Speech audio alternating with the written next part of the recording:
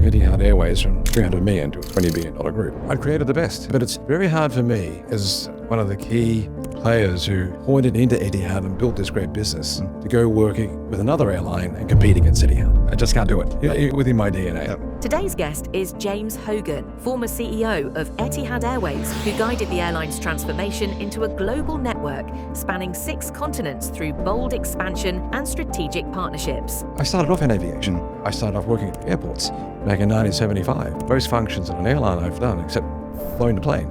Today, the Middle East is known as a global aviation hub. It wasn't always like that. I joined the airlines in 1975, and in those days, traveling to Europe would be 6 stops. So what I've seen firsthand is the development of Dubai. How's the Middle East perceived from outside? I imagine it's very different than it was 30 years ago. Well, it's even different than 10 years ago. Don't forget, 10 years ago, we had the battle with the US carriers. Next year, it'll be 2 decades ago that you joined the airline, but you don't look like you're ready to hang up your wings just yet.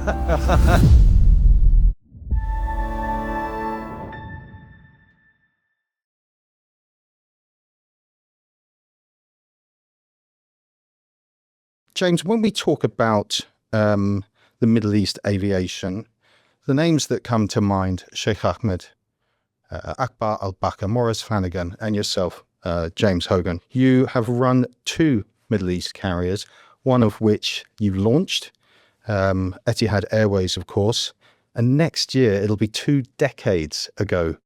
Does it really feel like yesterday that you were with Etihad? Well, I think the great thing about the Middle East is that there have been so many unique airlines, players, and the Middle Eastern airlines have raised the bar globally.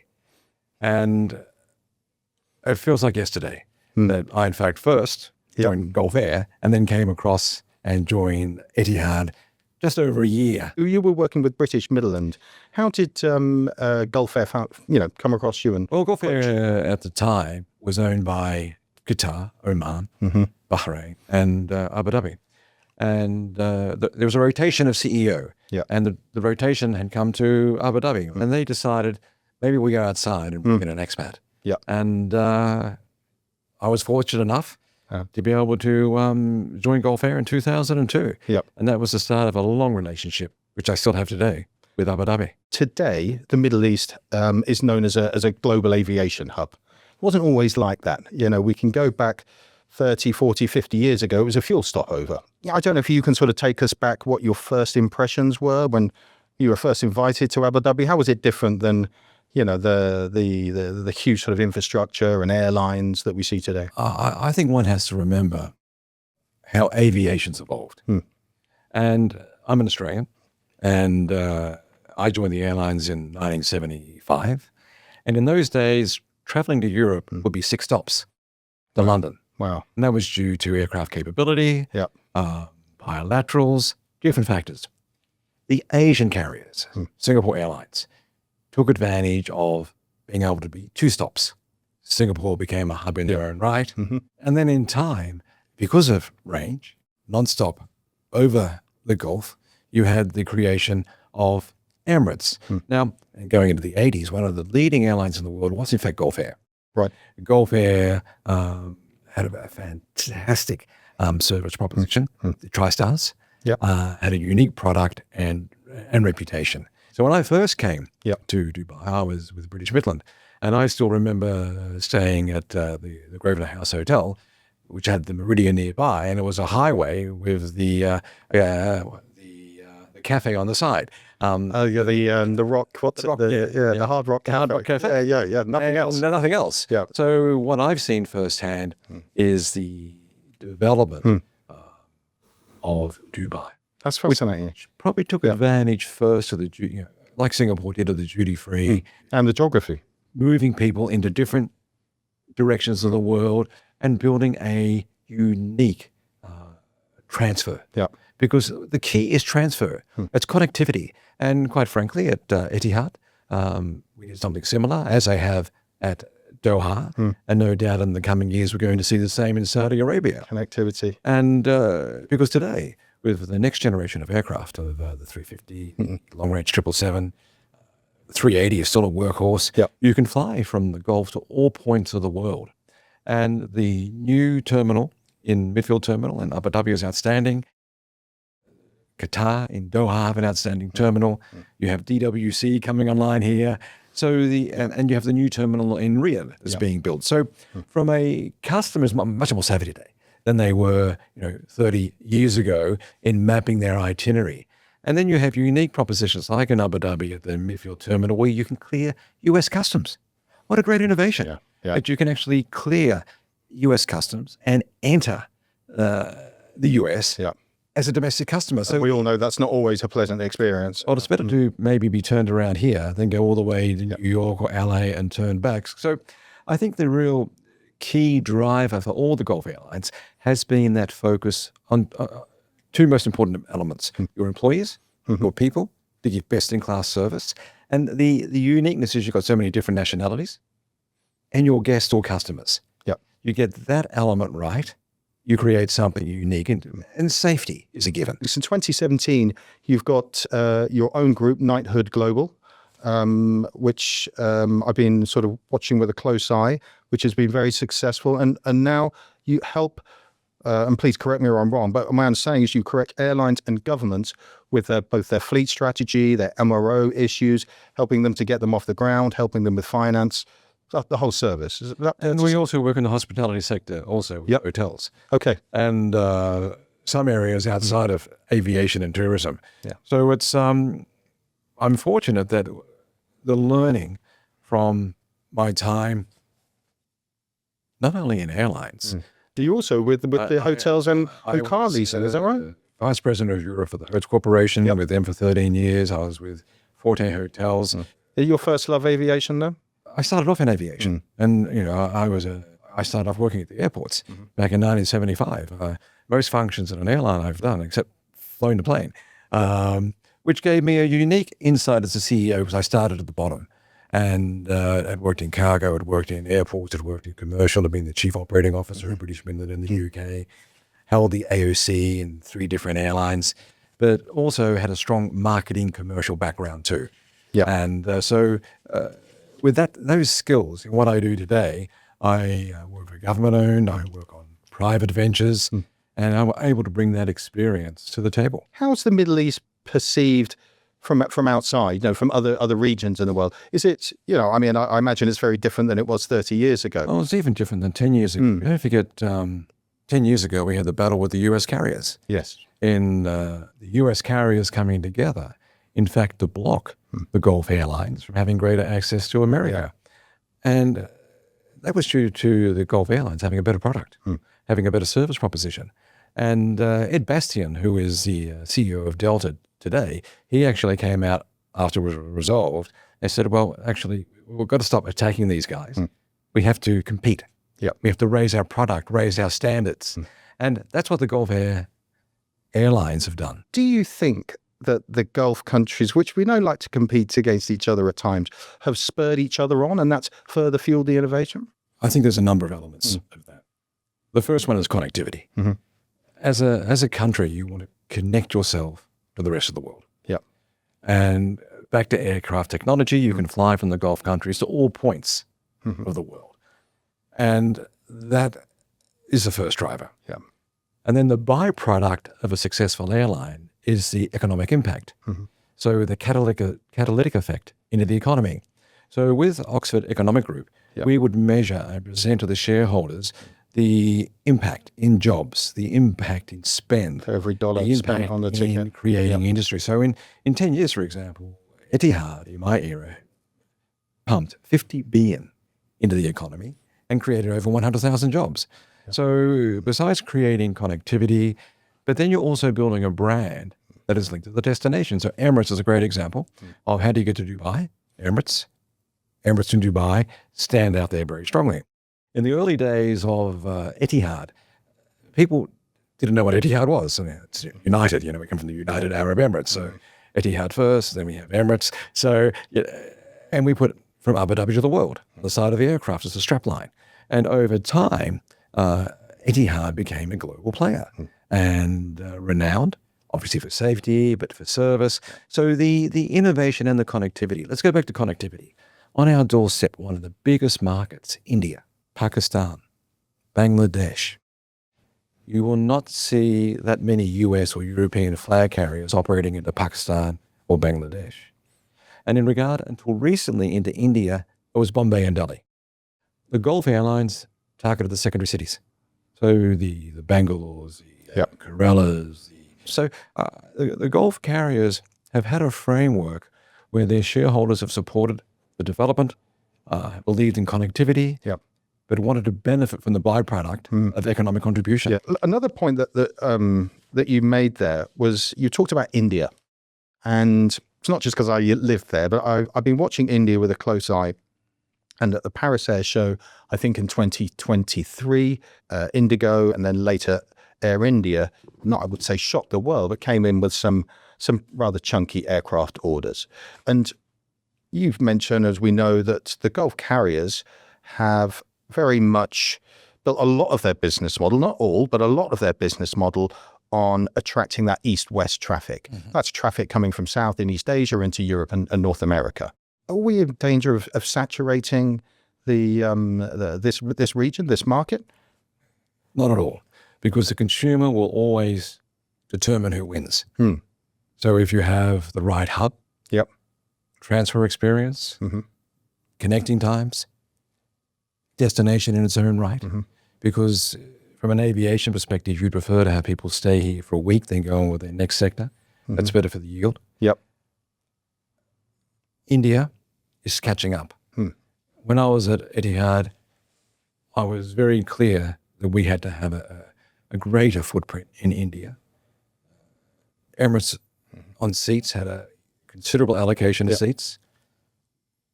My investment in Jet Airways enabled us to match that. And my concern was a day will come when Air India will get it right. And so Air India, which I've got no doubt they will, have to win the Indian traveller back too. That means equipment, reputation, onboard service and product. The Indian community, whether they live in India or the diaspora, they're proud. They would like to fly an Indian brand like they did with Jet Airways, but they have to earn that respect. You think it's a build it and they will come? Or you think you can create a lot of destinations, you can create markets? You can over time. You can over time. It doesn't happen overnight. So if you take Dubai as an example of an integrated strategy, if you look at Abu Dhabi over the past, with their 2030 vision, 2030 vision, besides their traditional areas of strength in oil, in sovereign wealth funds, Etihad and tourism, and property, both Dubai and the UAE. I look to see how both Saudi Arabian Airlines and Riyadh Airlines and NEOM emerge over the coming years. And there are different markets and there's different types of tourism. We're Europeans, not Australia, but we're with a European background. So we have a view on what a destination looks like. And that could be beaches, that's restaurants, that's nightclubs, that's going to Waterworld Studios or a Ferrari World in Abu Dhabi. But then there's Middle Eastern tourism, which is more shopping, specific, family orientated hotels, people that will come here in the summer from the Middle East. The segmentation is very broad, but the most important thing within a destination is convenience and choice. And Singapore was a world mover in that, Dubai, Abu Dhabi, and to me, it's how you pull all those ingredients together to maximize on your positioning. And what's interesting to see now is a number of Europeans who are taking advantage of the golden visa proposition, to move from Europe and live here in the Gulf. Because why? It's safe, strong employment, and good schools. So the Gulf also competes on other levels besides tourism. No, I agree. And just look, this is just going through a lens of an airline CEO. I understand, obviously, you look at your fleet strategy and do you factor in the fleet strategy of others when you're looking at aircraft acquisitions? And if your neighbor, your competitor is buying aggressively, does that affect your... Look, it just depends on your shape and size. My first major fleet deal was in 2008, and my second major fleet deal was in 2013. Now, that took Etihad out to 2040. So we had a developing network plan, and the network plan took into account how the bilaterals could change, also took into account how Abu Dhabi changed, and looking for the right aircraft to fit the mission. So, in 2008, a major order of 787s. We placed a future order for 350s and 777s, and we took 10 A380s. And the reason you do that is just the time to get on the production run with the aircraft manufacturers. And you see the blockages now, especially with Boeing. So when you're looking over the horizon, and we looked out to 2040, and you're continually refreshing, you are taking into account changing markets. What's going to open up? India opened up in the course of 2008 to 2013. There were certain parts of Africa and China we couldn't get access to. They're now opening up. There's greater penetration of the US. And so, yes, and then you look at then the recycling of your fleet to ensure that you're getting the best possible deals and commonality with your aircraft type. So that impacts the way you can negotiate with both Boeing and Airbus. It also has an impact on your mixed fleet flying, how you use your pilots and integrate your pilots, and how you build capability for the long term. And all the Gulf Airlines have been very structured in their approach. It's the aviation group model, which you've seen Lufthansa, Delta, United, British Airways, then their umbrella, IAG, develop over time. Because at the end of the day, it's how you achieve scale. How do you become more efficient? James, you've got so much experience. You've got so much valuable insight. Why, have you not working with, another airline? I'm a great sports fan. And when you build a sporting team, you build a business, you build camaraderie. And I took Etihad Airways from $300 million to a $20 billion group over 11 years with outstanding people. And very proud of all the different nationalities, extremely proud of the Emiratization programs that we created for graduates in all functions, and pilots and engineers, and the all-lady call center in LA. So, I resigned a year and a half before I left. So I made a conscious decision when I turned 60. It was time to move on. So I eventually moved on when I was 62. But you don't look like you're ready to hang up your wings just yet. I'd created the best. And I have, as you know, had people chat to me over the time, but it's very hard for me as one of the key players who pointed into Etihad and built this great business to go work with another airline and compete against Etihad. Just within my DNA, I created the best. And you cut me in half, I'm still Etihad. Very proud of the brand, proud of the people, and proud of the vision of Sheikh Mohammed and the 2030 vision, who gave me that opportunity to build this great business. So it'd be very hard for me to turn up and say, we're going to take Etihad to war. That's fascinating. I just can't do it within my DNA. Thank you so much. I've just got a few questions that I'd like to just hear your valuable opinion on. As you sort of look across the scape, I know you fly a lot. You've got residences in Europe, the Middle East, and Australia, of course. Who's doing it really well at the moment? Of the sort of the carriers, we sort of talked about the Gulf, and we can reiterate that. But who else has got the product right now? Look, it's a long-term process, and there are cycles, depending on the shareholder, depending on funding, and leadership. Now, if I take Europe first, I think you focus in British Airways on product, on service, is a major step change. I'm very proud that the people in there that are leading that are all ex-Etihad from my era. But I'm seeing a real change in British Airways. They were once the world's favorite airline under Colin Marshall. And I see that process on the customer coming back. Heathrow is a fortress. The connectivity over Heathrow, connectivity is fundamental. Lufthansa as an aviation group, as they brought Swiss Air in, Austrian Airlines, how they've developed both Frankfurt and Munich and achieved scale and commonality of aircraft. So they can substitute aircraft in and out of their fleet. So and the CEOs as well. And they've just acquired Air Baltic to come in, which is more an ACMI business. Okay. And then if I look at Turkish are a threat. You know, don't kid yourself. They're a class act, and they continue to build, and they're extracting considerable business out of Europe. The American Airlines, you've seen the reinvigoration of Delta, United. You've seen the emergence of JetBlue.